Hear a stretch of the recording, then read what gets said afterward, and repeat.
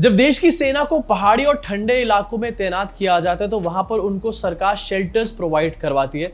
ये शेल्टर्स कपड़े के टेंट से बनाए जाते हैं या फिर जो आप बड़े बड़े कंटेनर्स देखते हो ना सड़क पे, उसके ये शेल्टर्स बनाए जाते हैं। अब इसमें एक बहुत बड़ी प्रॉब्लम ये आती है कि अंदर से ये बहुत ज्यादा ठंडे हो जाते हैं एंड उससे निपटने के लिए इसमें आग का इस्तेमाल किया जाता है। केरोसिन से ये आग लगाई जाती है। लेकिन इसमें भी एक प्रॉब्लम सामने आती है, देश की सरकार का लाखों करोड़ों रुपया जो है वो इस केरोसिन के चक्कर में खर्च हो जाता है। अब ये कहानी मैं आज आपको क्यों सुना रहा हूँ, आपको इसलिए सुना रहा हूँ क्योंकि इस प्रॉब्लम का सॉल्यूशन एक आदमी लेकर के सामने आया एंड इस आदमी ने हमारे देश की सेना के लिए सोलर हीटेड टेंट्स बनाने का काम किया। यानी कि ऐसे शेल्टर जो कि केरोसिन से नहीं बल्कि सोलर की मदद से यहाँ पर गर्म होंगे, देश की सरकार का पैसा बचेगा। लेकिन हिपोक्रेसी देखो यहाँ पर कितनी बड़ी है। देश की सरकार के लिए जो आदमी काम कर रहा है, देश की सरकार उसी के ऊपर नेशनल सिक्योरिटी एक्ट लगाकर उसको अरेस्ट करने का काम कर रही है। तालियां हो जाए भाई साहब इनके झंडूपने के लिए। यहां पर मैं बात कर रहा हूं सोनम वांगचुक के बारे में, जिनको कल अरेस्ट किया गया एंड अरेस्ट करके इनको जोधपुर की जेल में भेज दिया गया है। यानी कि देश की सरकार उस आदमी से इतना ज्यादा परेशान हो चुकी थी जो कि सरकार के काम यहां पर कर रहा था ऑलरेडी बैठ करके। अब वैसे सोनम वांगचुक ने ये सिर्फ एक काम देश की सरकार के लिए नहीं बल्कि और भी ऐसे बहुत काम किए हैं जो कि सरकार को करने चाहिए थे। सब आपको यहां पर गिनवाऊंगा, लेकिन उससे पहले आपको बताना चाहता हूं सोनम वांगचुक के ऊपर नेशनल सिक्योरिटी एक्ट लगाया गया है। यानी कि ये कहा गया है कि ये देश के लिए एक बहुत बड़ा खतरा है। सरकार का यहाँ पर ये कहना है कि सोनम वांगचुक ने प्रोवोकेटिव स्पीचेस दी हैं एंड इन स्पीचेस की वजह से प्रोटेस्ट हुआ। 24 सितंबर को यहाँ पर हिंसा भी देखने को मिली जिसकी वजह से 4 लोग मर गए। यानी कि इसमें सरकार ने कुछ भी नहीं किया। लोगों के अंदर जो फ्रस्ट्रेशन बन रही थी सरकार की हरकतों की वजह से, उससे इसका कोई लेना देना नहीं है। ये सब कुछ सिर्फ सोनम वांगचुक ने अकेले बैठ के किया यहाँ पे। इसके अलावा सरकार का ये भी कहना है कि नेपाल एजिटेशन और अरब स्प्रिंग जैसी बातें यहाँ पर करी जा रही थी इस प्रोटेस्ट के अंदर, जो कि यूथ को मिसलीड करने का काम कर रही थी। सोनम वांगचुक से सरकार ने हंगर स्ट्राइक खत्म करने को कहा। सोनम वांगचुक ने उनकी बात नहीं मानी है, इस वजह से यहाँ पर इतने सारे प्रोटेस्ट देखने को मिले। इसी के साथ गवर्नमेंट का ये भी कहना है कि रीजन में पब्लिक ऑर्डर वापस लाने के लिए उनका डिटेंशन बहुत ज्यादा जरूरी था। लेकिन दूसरी तरफ सरकार ने रीजन के अंदर इंटरनेट सर्विसेज को पूरी तरीके से बंद किया हुआ है। अरे जब आप रीजन के अंदर शांति, अमन और पब्लिक ऑर्डर वापस लेकर आना चाहते हो तो आप दूसरी तरफ इंटरनेट को क्यों बंद कर रहे हो? आप खुद ही यहाँ पर लेह लद्दाख का गला घोट रहे हो। अब सोचो यहाँ पर इंटरनेट बंद हो चुका है, लोगों के अंदर और फ्रस्ट्रेशन इससे बिल्ड होगी। ये ठीक वैसे जैसे कि कश्मीर में भी सरकार ने टाइम टू टाइम किया है एंड इसके बाद अगर कोई बड़ा प्रोटेस्ट यहाँ पर फिर से देखने को मिल गया तो इसके कल्प्रेट बन जाएंगे यहाँ पर सोनम वांगचुक जैसे लोग। अब जैसा मैंने बताया, सोनम वांगचुक ने ये सिर्फ एक काम नहीं किया सरकार की हेल्प करने के लिए या फिर सरकार का एक्चुअली में जो बर्डन है उसको कम करने के लिए। सोनम वांगचुक दर्जनों ऐसे काम कर चुके हैं जो कि गवर्नमेंट को करने चाहिए, चाहे वो बीजेपी की हो या फिर कांग्रेस की हो। इनमें से एक बड़ा काम है गरीब स्टूडेंट्स को ऑल्टरनेट एजुकेशन प्रोवाइड करवाना, सेकमोल इसको कहा जाता है। एंड इसके ऊपर ही हमारे देश की सरकार ने आरोप लगाया कि इसमें मनी लॉन्ड्रिंग की जाती है। सालों से यहाँ पर मनी लॉन्ड्रिंग की जा रही है।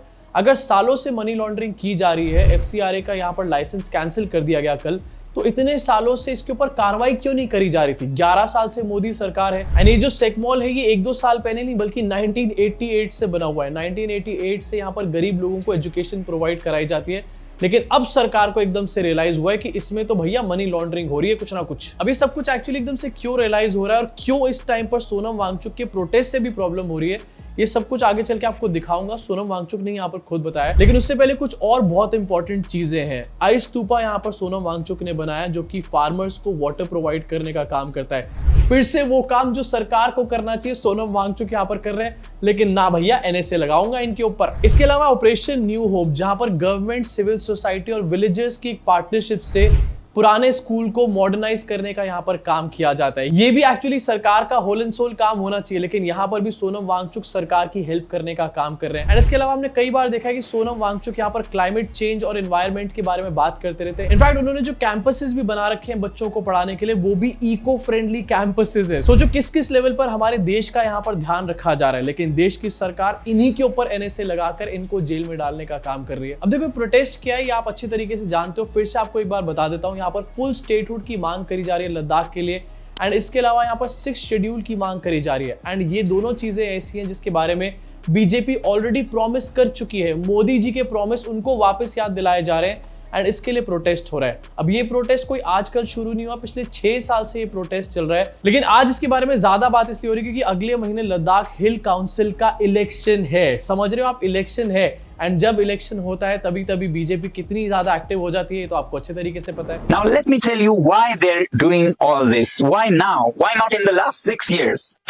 Well, in October this year, the Hill Council of Ladakh will have its elections. And in the last elections in 2020, they had promised on their manifesto as point number 1 that Ladakh will be granted 6 scheduled safeguards. And now they want to win this election without fulfilling that promise. And I, with the people of Ladakh, are not going to let them do that. And that's why they have been threatening me, first with arrest, with an FIR, now with land lease cancellation, and of late I'm told they are going to send ED after me. Well, I say, welcome. I really would like an investigation through ED because that will reveal what we have been doing in this last 8 years. अगले महीने लद्दाख हिल council का election है, इसलिए इस time पर इतनी हलचल देखने को मिल रही है। जो ऑल्टरनेटिव यूनिवर्सिटी यहाँ पर सोनम वांगचुक बना रहे हैं, उसके ऊपर यहाँ पर नोटिस दे दिया गया है एंड उसको डिमोलिश करने की यहाँ पर बात चल रही है। मतलब खुद तो कुछ काम करना नहीं, कोई और कर देगा तो उसको तोड़ फोड़ कर और रख देंगे। इनफैक्ट सोनम वांगचुक ने यहाँ पर दिखाया है एक स्क्रीनशॉट भी, और मैंने भी आपको दिखाया कि ये बीजेपी का अपना प्रॉमिस था पिछले इलेक्शन में कि 6 शेड्यूल लाया जाएगा। सबसे पहला प्रॉमिस था मैनिफेस्टो के अंदर, तो आखिरकार उसको पूरा क्यों नहीं किया गया। एंड आज अगर उसके लिए सोनम वांगचुक कोई मांग रख रहे हैं तो उनको यहाँ पर डीप स्टेट का एजेंट कैसे बुला सकते हैं ये लोग। अरे भैया, ये तुम्हारा अपना प्रॉमिस था, deep state agent. In fact Sonam Wangchuk के ऊपर मनी लॉन्ड्रिंग के इस टाइम पर चार्जेस लगाए गए। एंड एक वीडियो आपको दिखाना चाहता हूँ। ये वीडियो सोनम वांगचुक ने अप्रैल 2024 में पोस्ट किया था, जहां पर उनको एक एनोनिमस बंदे ने लेटर लिखा था एंड ये कहा था कि आपकी बैंक डिटेल्स निकाली गई हैं एंड जल्दी आपके ऊपर मनी लॉन्ड्रिंग का कोई केस किया जा सकता है और आपको जेल में डाला जा सकता है, ठीक अरविंद केजरीवाल की तरह। मतलब सरकार के अंदर कोई बंदा बैठा हुआ था जिसने सोनम वांगचुक को एक तरीके से आगाह करने का यहाँ पर काम किया था। एंड सोनम वांगचुक ने 2024 में इसकी वीडियो बनाई थी। वही सेम चीज आज देखने को मिल रही है, सेम चार्जेस देखने को मिल रहे हैं। I opened it and found this letter, which was an anonymous letter, and says, I'll read you. Sir, the only purpose of this letter is to inform you, in case you aren't aware, that the bank account details for your institute has been taken by the anti-money laundering department recently from the bank. The same has happened in Mr. Kejriwal's case. This wasn't supposed to be disclosed to you or anybody for that matter, but I felt the need and importance for you to know if at all you can do something before it's too late. Wishes and prayers, and admirer. यानी कि 2025 के election की तैयारियां 2024 से ही यहाँ पर शुरू की जा चुकी थी।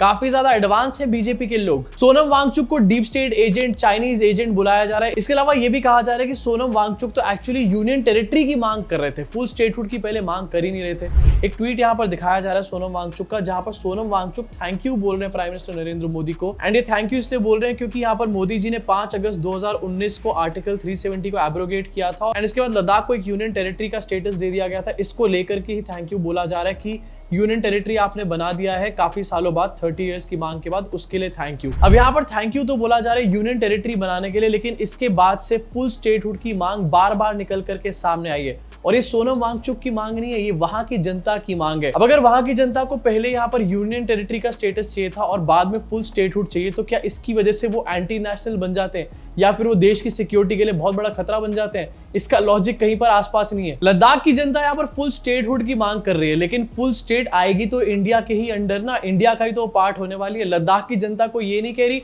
कि हमारे को अलग से कोई कंट्री बना करके दे दो, अलग से स्टेट बनाने की बात करी जा रही है। और ऐसा नहीं कि स्टेट बनाए नहीं गए। इनफैक्ट सोनम वांगचुक की एक वीडियो को लेकर के कहा जा रहा है कि चाइना को यहाँ पर वेलकम करने की बात कर रहे हैं सोनम वांगचुक, लेकिन ये सरासर बहुत बड़ी बेवकूफी है। यहाँ पर सोनम वांगचुक एक स्टैंड अप कॉमेडियन को रेफर कर रहे हैं कि स्टैंड अप कॉमेडियन ने ऐसा बोला कि जब चाइनीज आर्मी आए तो हमारे को उनको वेलकम करना चाहिए, रास्ता दिखाना चाहिए। एंड ये बात फ्रस्ट्रेशन में बोली जा रही है। ये बात इसलिए नहीं बोली जा रही कि वो लोग रास्ता दिखाना चाहते हैं, चाइना को अंदर बुलाना चाहते हैं। ऑल्सो मैं आपको दिखाना चाहता हूं जो लोग कह रहे हैं कि सोनम वांगचुक चाइनीज एजेंट है, डीप स्टेट एजेंट है। सोनम वांगचुक के कुछ पुराने ट्वीट्स और उनके पुराने मूवमेंट्स दिखाना चाहता हूं आपको। सोनम वांगचुक ने पूरा कैंपेन चलाया था 2020 में, जहां पर उन्होंने बॉयकॉट चाइना की बात करी थी। In fact boycott made in China की बात करी जा रही थी। गवर्नमेंट ने जब 59 चाइनीज ऐप के ऊपर यहाँ पर बैन लगा दिया, सोनम वांगचुक ने गवर्नमेंट को थैंक यू बोला। इनफैक्ट सोनम वांगचुक ने उसके बाद अपने वॉलेट के पावर को यूज करने की बात करी और चाइना को पूरी तरीके से वॉलेट से बॉयकॉट करने की बात बोली। इसके पीछे सोनम वांगचुक का ये एम था कि चाइना जो है इकोनॉमिकली काफी ज्यादा वीक हो जाए एंड चाइना अपने घुटनों पे आ जाए। अब जिस आदमी को आज ये चाइना का एजेंट बता रहे हैं, वो चाइना को बॉयकॉट करने के कैंपेन चला रहा था उस टाइम पे जब ये यहाँ पर ओप्पो और वीवो के फोन खरीद रहे थे। इसके अलावा एक पॉडकास्ट में भी आए थे, इन्होंने लिखा है कि it should not be just about boycott made in China but more about support made in India. मतलब ना ही सिर्फ बॉयकॉट मेड इन चाइना की बात कर रहे थे, ये पूरा कैंपेन चला रहे थे, बल्कि साथ में मेड इन इंडिया को सपोर्ट करने का भी काम कर रहे थे। जिस टाइम पर ये सब बातें करी जा रही थी उस टाइम पर सोनम वांगचुक बहुत अच्छे थे, लेकिन जब सोनम वांगचुक ने अपनी कुछ मांगे निकाल करके सामने रख दी, लद्दाख की जनता की आवाज निकाल के सामने रख दी, उनके ऊपर नेशनल सिक्योरिटी एक्ट लगा दिया गया। इनफैक्ट एक और आपको दिखाना चाहता हूं, इस China so disturbed by India's wallet power, and यहाँ पर आप देख सकते हो थंबनेल जो बनाया गया है, इस China killing my voice too. यहाँ पर चाइना सोनम वांगचुक का मुंह बंद करने की कोशिश कर रहा है, ये दिखाने की कोशिश करी गई है। अब जो आदमी चाइना के अगेंस्ट इतना सब कुछ बोल चुका है, चाइना के अगेंस्ट पूरा कैंपेन चला चुका है, क्या वो एक डीप स्टेट या फिर एक चाइनीज एजेंट हो सकता है? ये बात मुझे कहीं पर भी समझ नहीं आ रही। सोनम वांगचुक कुछ भी हो सकता है, लेकिन डेफिनेटली चाइना के एजेंट यहाँ पर बिल्कुल भी नहीं हो सकते। अब जहां पर ये सब चीजें पब्लिक प्लेटफॉर्म पे अवेलेबल है, हमारे देश की मीडिया को इन सब चीजों को सामने रखना चाहिए एंड एटलीस्ट सोनम वांगचुक के साथ एक बार को खड़ा होना चाहिए, सोनम वांगचुक की रियलिटी बतानी चाहिए। जैसे कि अन्ना हजारे के साथ खड़े हुए थे मीडिया वाले बहुत सारे, अब समझ आ रहा है कि क्यों खड़े हुए थे। लेकिन दूसरी तरफ मीडिया क्या कर रही है ये आपको दिखाना चाहता हूँ। अमन चोपड़ा स्टेक, 3 इडियट्स का हीरो तो विलन निकला। इन्होंने यहाँ पर डिक्लेयर करके रख दिया कि 3 इडियट्स का जो हीरो था ये विलन निकला। एंड साथ में ये भी कहा जा रहा है कि 3 इडियट्स जो है आमिर खान ने बनाई थी सोनम वांगचुक को लॉन्च करने के लिए। मतलब इनके हिसाब से 2009 में प्रिपरेशन शुरू हो चुकी थी यहाँ पर सोनम वांगचुक को लॉन्च करने के लिए। वाह भैया, क्या दिमाग निकाल के लेकर आए हैं। सोनम वांगचुक पर ईडी सीबीआई का बड़ा एक्शन शुरू, इस चीज के मजे लिए जा रहे हैं यहाँ पर, लेकिन सच्चाई को किस तरीके से दबाया जा रहा है वो आप क्लियरली यहाँ पर देख रहे हो। जो आदमी सोसाइटी के लिए और फॉर वंस यहाँ पर एनवायरमेंट के लिए काम कर रहा है, जो कि सरकार कभी भी नहीं करना चाहती है, जिसको लेके सरकारें कहती है कि क्लाइमेट चेंज नहीं हो रहा, आपकी क्षमता यहाँ पर ठंड सहने की कम हो चुकी है, इसको लेकर के जब आदमी काम कर रहा है तो लोग उसको यहाँ पर सेलिब्रेट करने की बजाय उसको फंसाने वालों को ही सेलिब्रेट करने का काम कर रहे हैं। इसको लेकर के दिल्ली तक में भी यहाँ पर प्रोटेस्ट शुरू हो चुके हैं। दिल्ली में प्रोटेस्ट ये देखने को मिला एंड अपोजिशन का भी रिएक्शन निकल के सामने आया।